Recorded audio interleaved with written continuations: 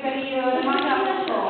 Ty našel, hurá, má povolenky, když to tam navolené. Ty zároveň Zkusím zjistit, je to nebudu. Tak, já vám znovu připomínám, budu to opakovat klidně každý týden, ale omluvenky po vás prostě vždycky předložíte omluvenku, když jdete do školy. A nebo máte neomluvené hodiny, když mi neukážete. Já to vás pak nebudu dávat. Tak to zapomínáte. Vlečka 20, Sejnáno 15krát, Soldo 5krát, Černý 20, Hájková 20, Hoffman 70, Nikšovicová 25, Pošta 25, Sirotková už odevzdala, Uměla 5, Štěpka 35, Vogl 45, říkala jsem Hoffman 70, když měli dobře to číslo. Jo. Protože teda jsem snížitě to jsem zvědavá, že to minule nějak mimořádně bavilo, že se dostala to ještě lepšího výsledku, polozkách tam o tom věcí.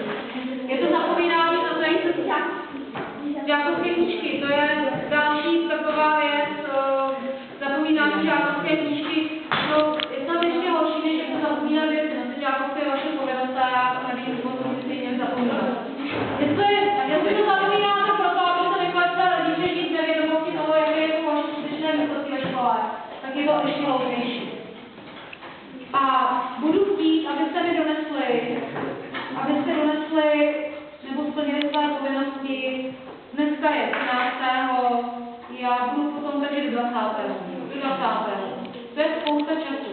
Kdo tady nebude, nebo kdo mi to nedonese, bude tady mít po škole. A pořád ještě připomínám, že Vašek, kolik toho měl minulý měsíc?